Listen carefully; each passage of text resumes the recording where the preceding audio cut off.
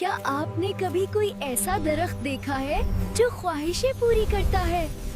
یہ کہانی ایک بچے کے بارے میں۔ ایک چھوٹے سے خوبصورت گاؤں میں علی نام کا ایک ذہین مگر غریب لڑکا رہتا تھا۔ علی کی عمر تقریباً 10 سال تھی۔ وہ بہت محنتی، ایماندار اور نرم دل بچہ تھا۔ اس کے والد ایک کسان تھے اور دن بھر کھیتوں میں محنت کرتے تھے، جبکہ اس کی والدہ گھر کا کام سنبھالتی تھیں۔ علی کو پڑھائی کا بہت شوق تھا، مگر حالات اتنے اچھے نہیں تھے کہ وہ اچھی کتابیں خرید سکے۔ گاؤں کے کنارے ایک گھنا جنگل تھا۔ لوگ کہتے تھے کہ اس جنگل میں ایک جادوئی درخت ہے جو صرف سچے اور نیک دل بچوں کو نظر آتا ہے۔ اس درخت کے بارے میں یہ بھی مشہور تھا کہ وہ انسان کی خواہش پوری کر سکتا ہے، لیکن صرف وہی خواہش پوری ہوتی ہے جو دل سے نیک ہو۔ ایک دن علی نے اپنے دوست بلال سے اس درخت کے بارے میں سنا۔ بلال نے کہا، میں نے اپنے دادا سے سنا ہے کہ جو بھی اس درخت کو ڈھونڈ لیتا ہے وہ خوش نصیب ہو جاتا ہے۔ علی کے دل میں تجسس پیدا ہوا۔ اس نے سوچا، اگر مجھے وہ درخت مل جائے تو میں اپنے والدین کی مدد کر سکتا ہوں اور اپنے گاؤں کے لوگوں کے لیے بھی کچھ اچھا کر سکتا ہوں۔ اگلی صبح علی جلدی اٹھا، اپنی ماں سے اجازت لی اور جنگل کی طرف روانہ ہو گیا۔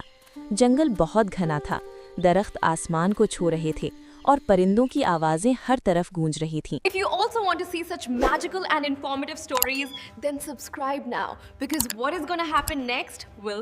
وہ آگے بڑھا تو اسے ایک بوڑھی عورت ملی جو بھاری لکڑیوں کا گٹھا اٹھانے کی کوشش کر رہی تھی۔ علی نے فوراً اس کی مدد کی اور لکڑیاں اس کے گھر تک پہنچا دیں۔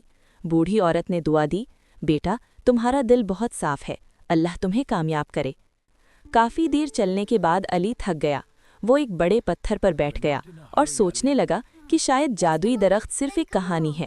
اچانک اس کے سامنے ایک روشنی سی چمکی۔ علی حیران ہو گیا۔ روشنی آہستہ آہستہ ایک بڑے خوبصورت درخت میں بدل گئی۔ یہی وہ جادوئی درخت تھا۔ درخت کے پتے چمک رہے تھے اور اس سے ایک نرم سی آواز آئی، علی تم یہاں کیوں آئے ہو؟ علی نے حیرت سے پوچھا، آپ میرا نام کیسے جانتے ہیں؟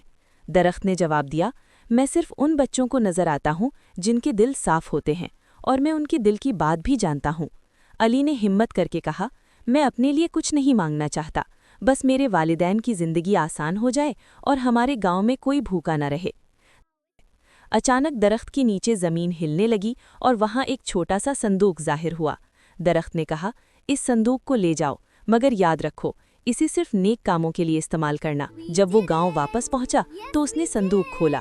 اس میں سونے کے سکے نہیں تھے، بلکہ ایک عجیب سی روشنی تھی۔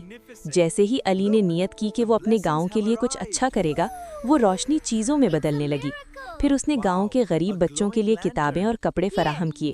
اس نے ایک چھوٹا سا اسکول بھی بنوایا جہاں سب بچے مفت تعلیم حاصل کر سکتے تھے۔ گاؤں کے لوگ حیران تھے کہ علی یہ سب کیسے کر رہا ہے، مگر علی نے کبھی غرور نہیں کیا۔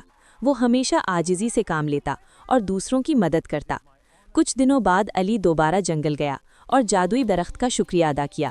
درخت نے کہا، علی اصل جادو اس صندوق میں نہیں بلکہ تمہارے دل میں ہے۔ اگر تم نیک رہو گے تو دنیا خود تمہاری مدد کرے گی۔ علی نے مسکرا کر کہا، میں ہمیشہ دوسروں کی مدد کرتا رہوں گا۔ وقت گزرتا گیا اور علی بڑا ہو گیا۔ وہ گاؤں کا سب سے عزت دار اور مہربان انسان بن گیا۔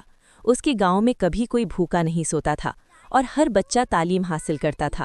لوگ آج بھی کہتے ہیں کہ جنگل میں ایک جادوئی درخت ہے، مگر اصل جادو اس درخت میں نہیں بلکہ نیک دل انسانوں میں ہوتا ہے۔ If you liked Ali's story, then like the video, and for more such sweet stories, subscribe to our channel and be sure to press the bell icon.